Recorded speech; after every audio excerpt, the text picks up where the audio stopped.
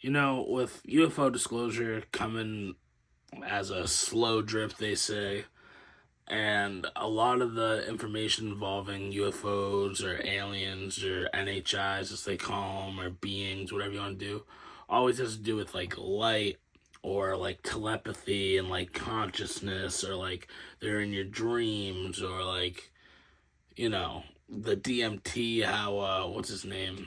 Um, can't think of his Andrew Gallimore, how he's doing like the extended DMT drip and everybody's mapping out the realm that is DMT, and they're all meeting and talking with the same beings being under this drug. Like all of this has to do with our brain, and I don't think we realize just how powerful our brain is. I know when we were like growing up, everybody used to say like, "Oh, you only use 10% of your brain's power," or whatever the fuck that is. Like, I think there's so much about our school system and like the things that we are told like growing up that's just like so stupid and just wrong and just leads you down like impossible like rabbit holes and like. But I say that all to say, have you ever just thought like, when you have those like weird thoughts that you don't want anybody else to hear, when you like think of like ideas or like, the people that are wicked creative and you always wonder like how did they come up with that or like all these things, it's all tied into consciousness. But the thing is, every living thing, as they say, is conscious because all atoms are conscious, all cells are conscious, which you can get down that rabbit hole. If all atoms or all cells or whatever are conscious, then how come everything in this universe isn't conscious? Which some people would argue it is. And does that mean the entire universe is conscious, or that consciousness is the universe or the source of the universe? We're going to take a deep dive into all that. I just think, there's too many coincidences, there's too many things regarding consciousness or frequencies or, like whatever. Like you could do music or lights or like whatever. All that stuff that's just like humans, I guess because we could really articulate it, are like so like susceptible to, and they really like change our rhythm. Like what do we have? Like the circadian rhythm, like we have REM sleep. We have all these different things that just ties into like how we make our brain function, from drugs to diet to stress to really, really a lot of different things that get all like ties into our day-to-day lives, and we just kind of think of it as like, oh, be healthy, oh, whatever. But it's really all about maintaining, how do I, it's all about like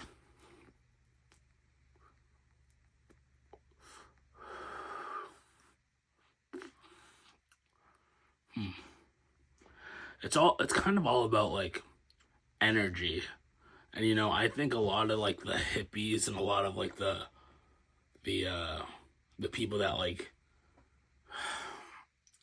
like read palms and psychics and whatever, I think they give that kind of stuff a bad reputation. But I do think that there's a lot to all that stuff. I've never been to get my palm read or tarot cards. I've never done any of that. I'm open to it, but I think like when it comes to consciousness, you have to think about like the third eye. People tie the third eye to the pineal gland, like, and you hear rumors that like the pineal gland has been calcified over time, which would make sense. I think language and technology, because language is a type of technology, would start to calcify. You've heard calcify the gland. We've heard the term, use it or lose it. People think that just applies to like muscles, but your brain is a muscle. I think before that there was language. How did we didn't just grunt, and that meant like go fuck yourself. You know what I mean? It's just like I think we do have a telepathy, and we do that with like we still do that kind of communication with dogs, with babies, with people that don't have language. We still tap into whatever that source field is. Now, I could already tell I'm going to be going down a lot of tangents. Um, so bear with me, but like, I'm going to try to keep it all within the same realm. So what I was talking about with consciousness and dogs, kind of like telepathy, that you have people say it's routine with dogs, it's routine with babies, but it's not. It's when I say consciousness is like the source field, just think back to Nikola Tesla. He's a guy that I think gets lost in history. When you think of Tesla now, you think of Elon Musk. I think Nikola Tesla was onto a lot of crazy, crazy stuff, and I think, they say he died. I think he possibly could have been murdered. But he said, if you want the universe's secrets, look at energy, frequency, vibration. All that stuff has to do with your consciousness. Like, there's all these technologies that have to do with mind control and mind reading and whatever, and like we have Wi-Fi and we have Bluetooth. All that stuff is frequencies. All that stuff, 5G towers everywhere. It's all frequencies. It's all about control. It's all about like I just really think that like we are so locked into like materialism and distractions. Who's at the head of those distractions? I don't know, but you got Hollywood. You got Hollywood specifically always shows you the worst case scenarios and never the best. When it comes to sci-fi, they show you things that are either currently happening or things that will happen. If you just look at like old sci-fi films, all these things are distractions. Music, distractions. Even like professional sports, distractions. Like all these things are distractions. But what are they distracting us from? I think they're really just distracting us from like really tapping in to our consciousness, whatever that third eye is. You hear musicians talk about it. You hear podcasters talk about it. You hear scientists talk about it. You see the ancient drawings, the ancient symbolism talk about it. Whatever it is, I think that whatever that is, it really like telepathy could be real, or remote viewing could be real. All these things like astral projecting, near-death experiences, all these things where we're outside of our physical body, I think it's all tapped into consciousness, the third eye, whatever you want to call it. You can call it a soul. I think all those things are real, and I really think, like, if you think about it, this life that we live, it's full of clues for us to decipher in our own ways. And like, you can look at religions and how they have sins and how you should live. You can look at, states and their different law. We all have like different restrictions and different laws, and we have to like navigate within them to really like find the meaning of life. When talking about consciousness, I think people just think of like thoughts and like maybe like ideas, or maybe it's like maybe even like free will. But I think consciousness is everything. I think the universe, all this empty space, all this space that's taken up, I think everything is consciousness. Everything is conscious. There's a double slit experiment that shows that when observed, things behave differently. But how does anything know that they're observed if they're not conscious? They've literally showed two cells in like I think it was like a petri dish, and they were like looking at it through a microscope. When it was not being observed, it was behaving like kind of erratic or whatever. And when it was being observed, it behaved very uniform, kind of like like a constant.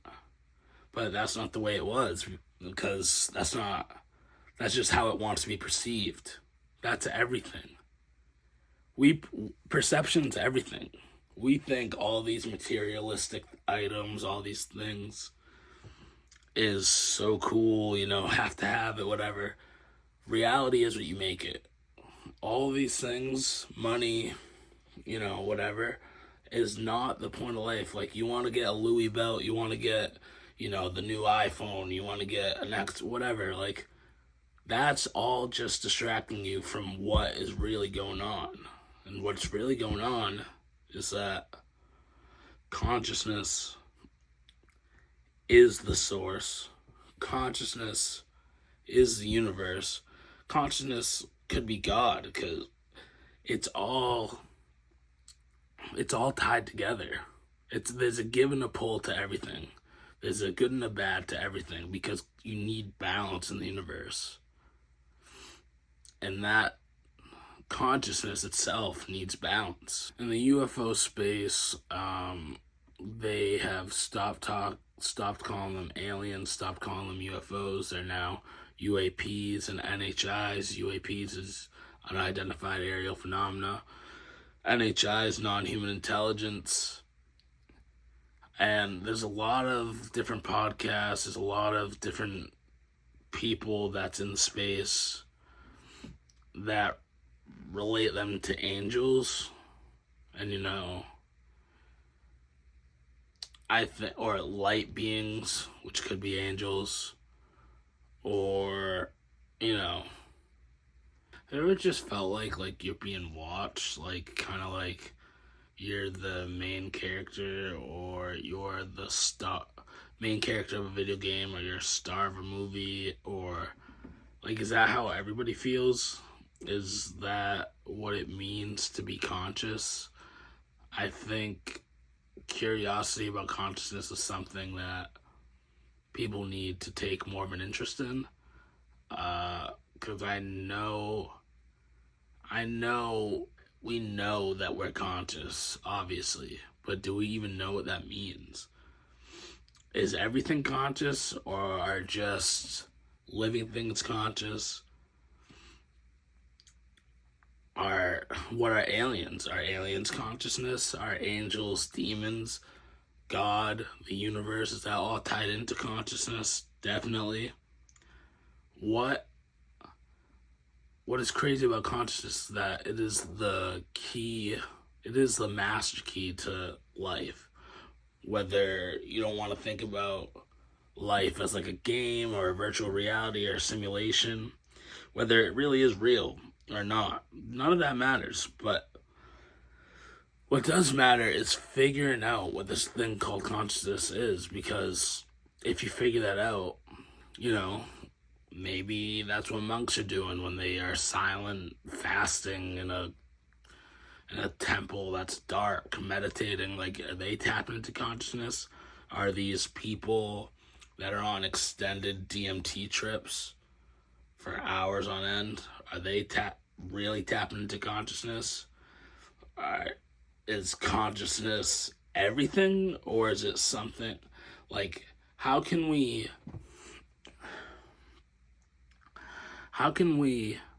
shut off consciousness with like anesthesia or whatever you want to call it, but we don't know what it is?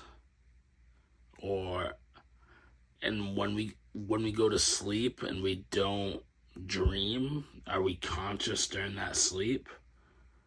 Because I don't dream, but when I do dream, it's crazy. In REM sleep, makes me think that it's just like when you dream, you're in another dimension. When you get a near-death experience, you see all the dimensions together. First thing we have to do when figuring out consciousness is think about, what is this reality we're living in? Is it a simulation? Is it not? Likelihood is that it is a simulation. What kind of simulation? Doesn't matter. Is a simulation just a dimension? Like, if this is a simulation, there are an unheard of number of simulations that's exactly like this one. If we are a product of accelerated evolution, which a lot of people think that we are, talking about aliens, like, why do they look like what we would look like millions of years in the future or whatever? Does that mean they've done that with multiple different species? Could that mean that's what reptilians are? That's what mantis beings are? Whatever. You ever think of somebody and then they just call you? You have lyrics that pop in your head and you like have to listen to that song, or that song just starts playing. You just feel like you're just like watched, but like you don't know, like from like a greater perspective. Like you're not being watched by like a person, you're just being like watched, observed, kind of like you're the main character of a show or a video game or something. What is that like? What if that's just like breadcrumbs that consciousness like giving us hints? This entire thing that we call life just seems like it's a whole bunch of hints and puzzles that we have to figure out. Like, why are we so fascinated with innovation or puzzles or mysteries, or, you know what I mean? Like, why? Like, why? There's always something to like figuring things out. I think we have to figure out this thing called consciousness. You know, in this episode, we're going to hunt what I think is the master key of life, which is consciousness.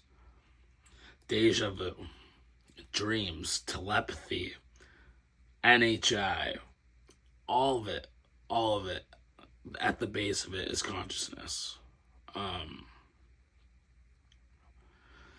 So when we think of consciousness, it's not just like ideas and stuff. It's not just like in our brain. It's everywhere.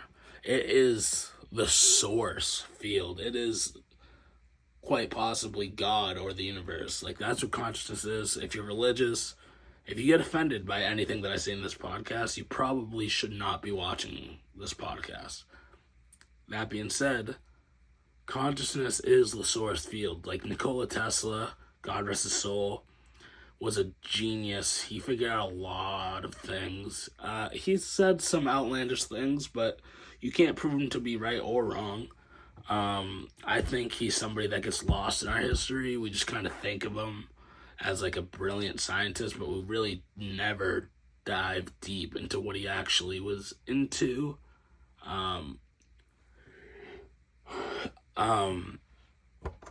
I know when I was in school, we never talked about Nikola Tesla. It was always like Albert Einstein and like, you know, the mainstream, whatever. Tesla was that dude. He said his North Star, his like purpose of life, or how he looked at everything, was like, if you want the universe's secrets, look at energy, look at frequency, look at vibration. Energy could be your soul, consciousness. That's when I think of energy, that's kind of like what I'm thinking of. Like, and then frequency is so essential to like life. Like, we don't really think about it, but like the earth has a certain frequency. Our bodies are tuned to certain frequencies. Our diets, everything like that changes our frequency, depending on what we do. Vibrations, messes with frequency. Because we're really like, our brain is just like a receiver of consciousness. Consciousness is everywhere. Our brain takes it in and interprets it for us. But certain frequencies, certain vibrations can alter it coming in, can alter it coming out. It's kind of like the brain is a receiver, the field is a broadcaster. That's like how parents and their non-verbal autistic kids, if you've seen the telepathy tapes, that's how they describe their communication. It's so crazy because, like, the telepathy tapes really, really showed me, like, granted, it could be proven to be false. I know Chris Ramsey, the magician and podcaster, says that he himself, as a magician, knows tricks, has technology that could do the same thing that they're doing on the telepathy tapes. But you gotta take everything with a grain of salt and just, like, use your gut to try to decipher what's real and what's not. But the telepathy tapes is about nonverbal autistics who are claiming, well, they're not claiming, but the documentary is claiming that they have telekinesis or telepathy. I think telekinesis is moving things with your mind, so not that. Telepathy, and that's how they communicate with not only their parents, but with other nonverbals out there, even people that are verbal, on this place called The Hill. All this is all consciousness. It's not like they have superpowers. It is, they have to communicate somehow, and they can't use their words because that's how they were born.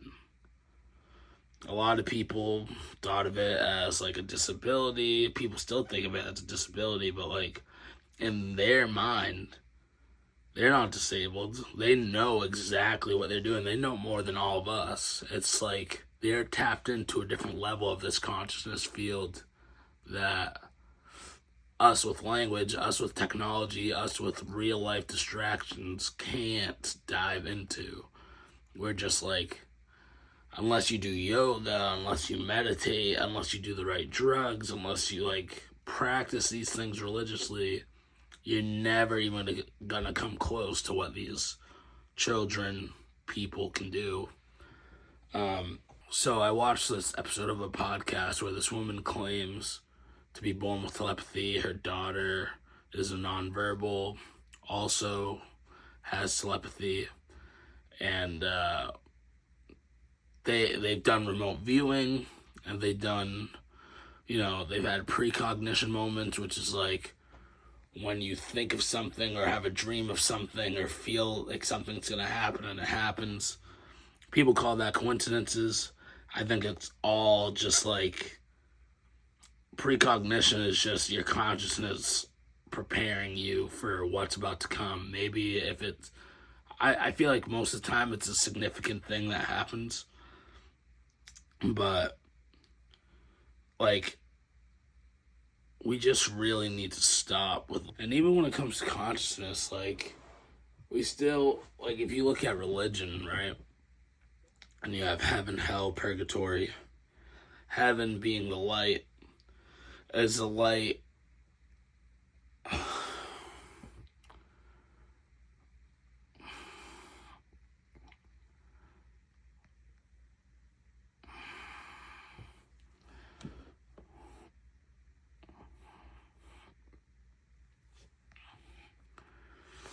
talking about like frequencies and energy and vibrations and consciousness. Back in ancient history, they're like now started to like become more confident in the ideas that, maybe the pyramids could be some sort of a power plant. They could use like the shafts and like the chambers and certain technologies that they've engineered to create certain frequencies that helps them tap into the ether more, or that like helps them enhance.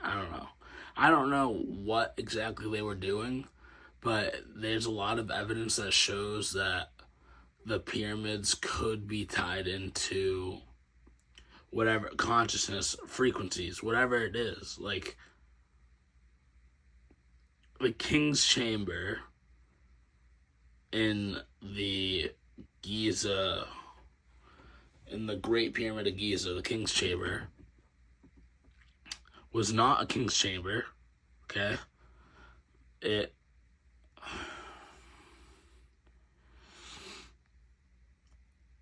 there are these like big granite like boxes that I think were originally thought of to be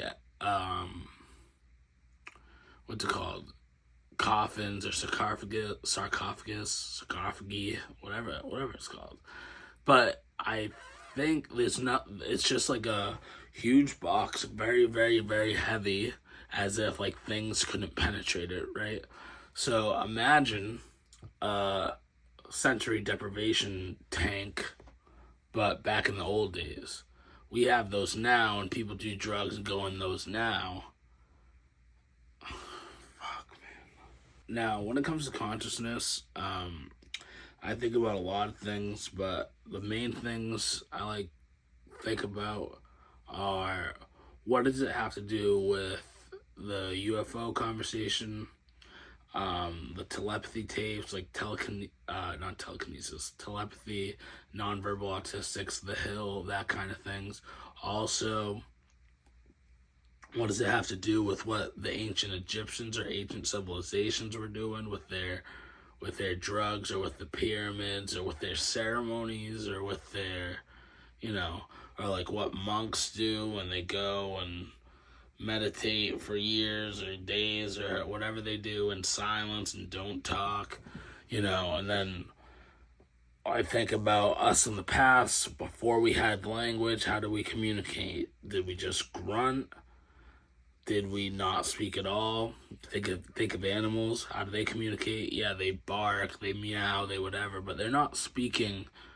Like, each thing that comes out of an animal's mouth is not a different phrase or word. They're communicating through their consciousness. We, in a way, communicate through our consciousness when it comes to animals and our pets. When it comes to babies before they develop language, how come all babies can learn any language from birth? How come they're so moldable?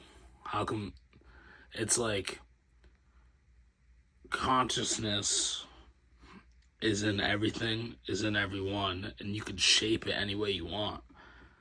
This life is full of distractions, shaping us to be materialistic. It makes me think about the UFO encounter when they went to that school in Zimbabwe, and apparently they told them technology is bad. Why is it bad? Is it dampening our consciousness? Is it dampening our receiver? Calcifying our third eye?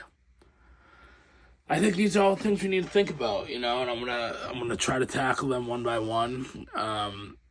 So like, if we talk about the telepathy tapes and nonverbal autistics, I think it is like, just think about it. Just like, for a long time back in the day, they were thought, they wouldn't even keep kids. Like I'm talking way back. They didn't even, if a kid was deformed or retarded or whatever, excuse my language, they would kill him, they would give him away, they would do whatever. Then, you get to the future, they get put in school where they're pretty much in shackles. They go to these special classes where these people are not trained, these people are not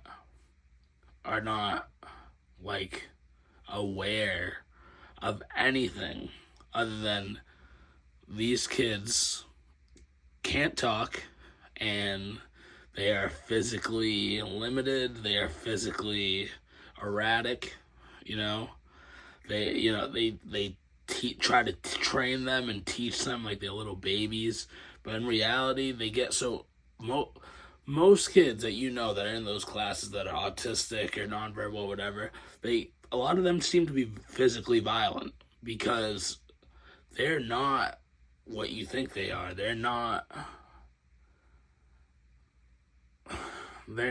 like stupid.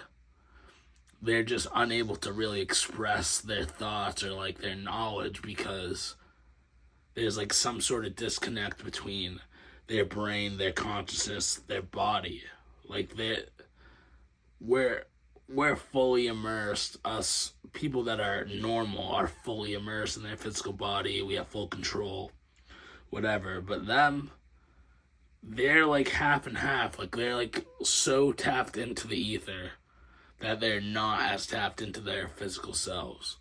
And for that, they get a lot of restrictions. They get, like they say special care, but it's really just like probably insulting if you're a nonverbal autistic and you're getting treated like you're some sort of, underdeveloped like baby child.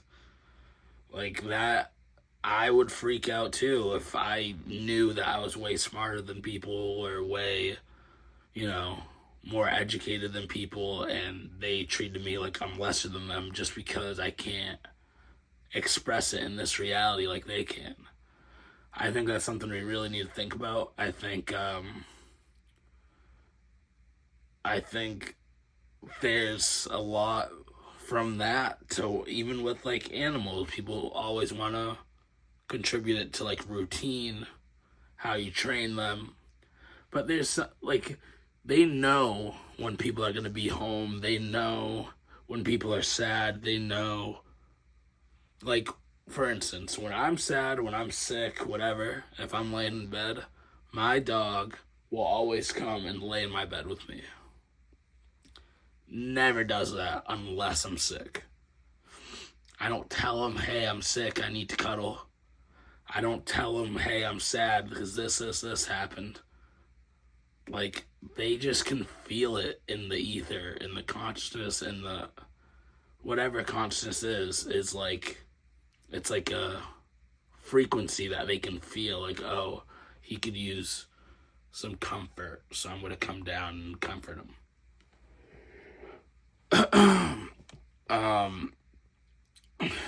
With babies, even before they can speak a language, as they're learning whatever language their parents or whatever they're around, whatever language they're learning, they understand you. You tell a kid, go to your grandmother, and they start walking over there, but they can't say, I went to my grandmother. They just know it. How do they understand it, but they can't speak it? It's like when you're thinking about music or thinking about a song. You can, like, think of the song and all the lyrics, but you don't know them. Like, if you were to try to sing them, you can't. You're tapping into, like, a bigger field of knowledge, like an energy. It's like, but it's like dampened. And I know I've used a lot of the same words over and over again. It's very hard to articulate this type of stuff when you're not some sort of an expert. But all these things, I think, like, ancient civilizations really, really were tapped into. I think even, like, these uncontacted tribes that, nobody knows exists, they don't have language. They all communicate. It's like when you go on hikes or when you go camping, not from experience, this is all from podcasts.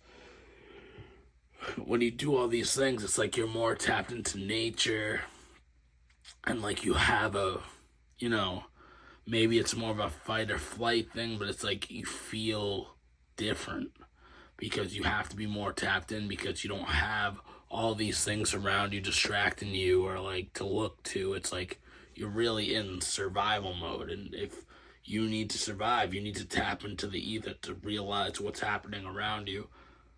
And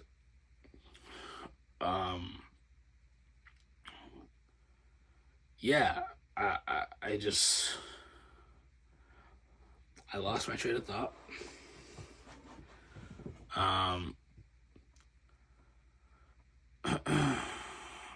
I think even back to like, the Jesus, before Jesus religion, I think it was all based upon like how to like really hone in on whatever it is.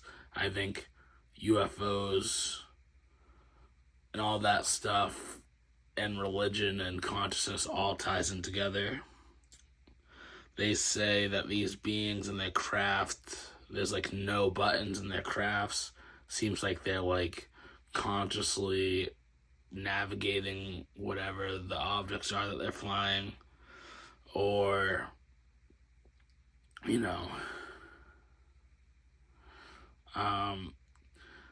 like back in the day when the pyramids, they used to think that they were just like coffins or temples or tombs or whatever, but now there's evidence that shows that they could be like a resonance chamber, like they could use some sort of technology and hit the earth and have it vibrate at a certain frequency. What's that for? Is that to harness energy? Like, there's just so many things that we really just don't know, and nobody really thinks about. So I say all that to say, with the Age of Disclosure documentary coming out in a few weeks, this is like my little segue into the whole alien topic. I think after that documentary, I'm going to do a strictly a UFO podcast. But I want to talk about like the consciousness aspect of like UFOs and like what they really could be. Like I have a lot of free time. I watch and listen to a lot of things, and more it seems like whatever these NHI are, non-human intelligence, it seems like they are what religious texts refer to as angels and demons. And if you take it from the perspective of consciousness, like a lot of people say they're fighting their demons. I just think that's like, it's bad energy. It's bad juju. I think, heaven, hell, purgatory could all be related to consciousness. And like your soul, your soul could be part of a shared consciousness. Now let me back up. So if your soul is part of a shared collective consciousness, that would mean that life doesn't end with death, and that would mean your soul transcends after death. Now, religions seem to have like sets of rules that you need to follow as a person to reach the greater whatever, whether it's heaven, whatever, greater, I'm going to call it the greater collective. Now, so your consciousness will either elevate to heaven, or if you don't meet those standards, it will go to hell. Maybe this is hell. Maybe this earth is hell. But this earth is only hell after you transcend from your physical body, and you can't go, you can't extend, you can't, what's it called?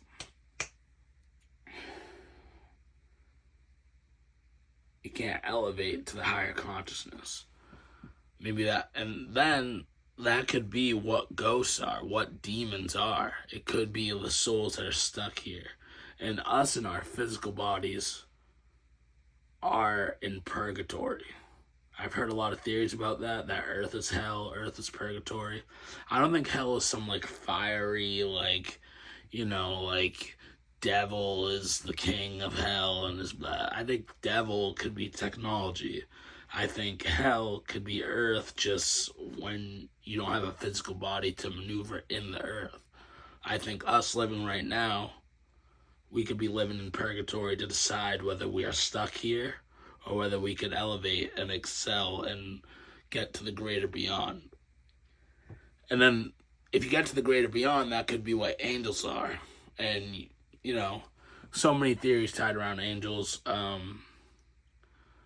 Like, you could be assigned to certain group. Like, I've heard theories that certain beings are assigned to certain regions, and I've heard stories that some people can see angels around people's houses, but nobody can see them. And it's like, then we get into the whole harvesting of souls. Bob Lazar says he read a thing where he was at Area 51, S4, said that humans were containers of souls, which would just make sense if our physical bodies were just containers of souls, because what else is consciousness?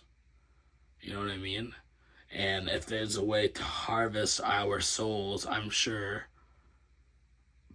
bad people would be interested in that. There's rumors that like Nordic beings are the evil people that are interested in that. I don't know where I stand when it comes to all this. When it comes to like UFOs. For a while, I was really big into like the Anunnaki, which is like, you know, they say there's like books of the Bible that are removed, like the book of Enoch, and it all talks about Anunnaki and how we're hybrids and how they mated with a human woman and yada yada yada. I don't want to get deep into it, but it's pretty much like gods mated with humans, created giants, and eventually down the line we're here.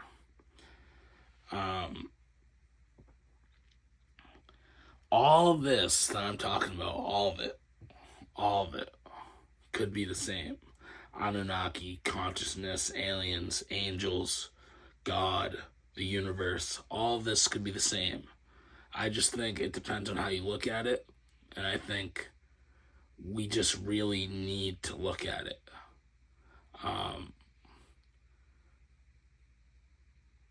I thought, you know, it's really hard to articulate what I really wanted to touch on when you get to talking, because like sometimes, especially, you know, I don't have anybody to bounce ideas off of, but like all of this, if this life is just about, you know, you're born, you know, you grow up, you work for more than half of your life to try to enjoy like a quarter or less of your life after, or, you know, to enjoy vacations of like a week at a time, or like all of this, it just doesn't make sense. It doesn't have a purpose. Our purpose lies within our consciousness. And that could be religious, that could be, you know, like some sort of hippie woo-woo ideology. But at the end of the day, it's something that we need to explore. I do think there's something to like the third eye. I think a lot of musicians reference it. And just like frequencies, and like, you know, they say that, I think they say something that like consciousness can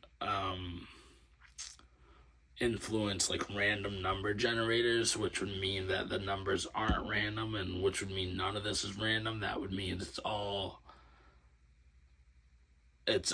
like calculated, and it's all numbers, and it's so much to think about. It's like I'm talking a little too fast for myself to even process what I'm saying. But all I'm saying is like, just be aware and be mindful of like everything you do, like everything. All this, you know, everybody has anxiety nowadays. Everybody is like so into TikTok and this like brain rot bullshit, and it's like, nobody really takes a step back and looks at everything. Like, it's not, life isn't what you think it is, like what it is about. I mean, like, people think that there's different, like, standards for them to be successful, and there's different, you know, if you don't do this, then you're a bum. If you're not here at this point, then you're a bum. It's like, if we all just live and we die, who cares if you make millions of dollars? Who cares if you got a Louis Vuitton belt? Who cares if, you know, you got a massive shoe collection? Like, all this materialistic things, it's just like, it doesn't matter. In the grand scheme of things, it doesn't matter. None of it matters. And, what matters is to, like, stay true to you, you know, be aware, just be conscious, you know, not trying to be corny, but, like, just be conscious. Consciousness is the base of the universe, whether the universe is a simulation, whether you believe it's like you're born and then you die and nothing happens. Your consciousness matters. Your soul is real. You can just feel it, you know. When I spend time with my nephew, I could feel that he, like, can, like, feel my soul. Like, he could feel, like, my intentions. I think that's, like, a real thing. It's like, you know, your animal, you know, there's people that don't like animals because animals don't like them, and usually those people aren't good people. Or people that aren't good with kids, usually those people aren't the best people. Like, it's like the little things, just take the hints. This whole thing of life is just like a puzzle, and we're just putting the pieces together. Everybody puts pieces together differently based on their perspective, where they start, how they finish. It's all, but our goal as a collective is just to, like, realize what it's all about. And to me, the master key of it all, to unlock whatever the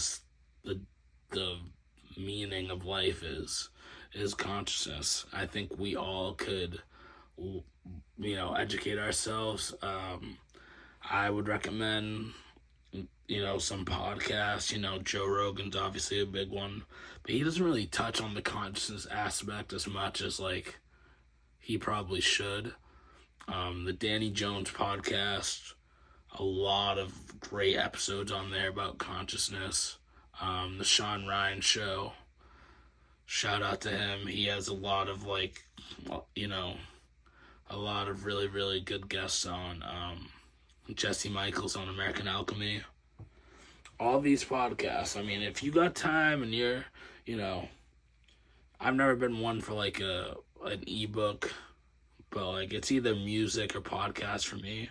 If you need podcasts, if you want to be, like, if you want to really dive into, like, the meaning of life and this whole consciousness and whatever is going on here, I recommend those podcasts to watch.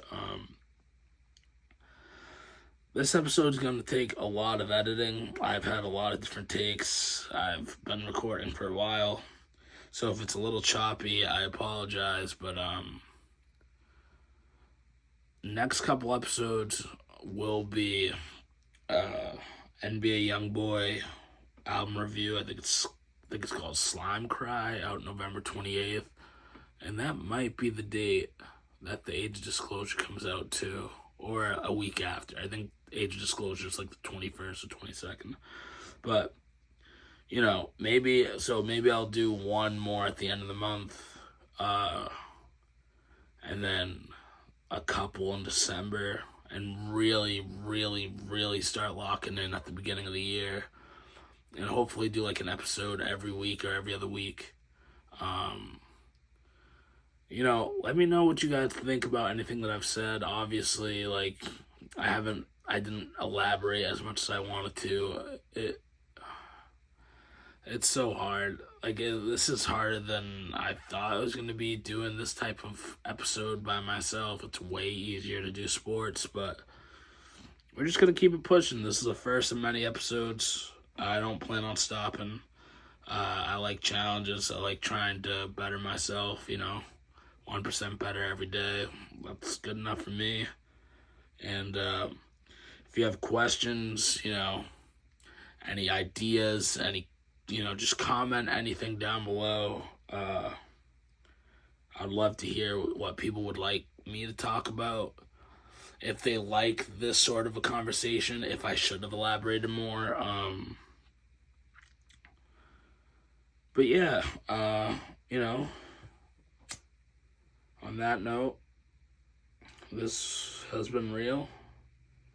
Like I said in the intro, this didn't go as I initially planned. It never does, but we keep it pushing, and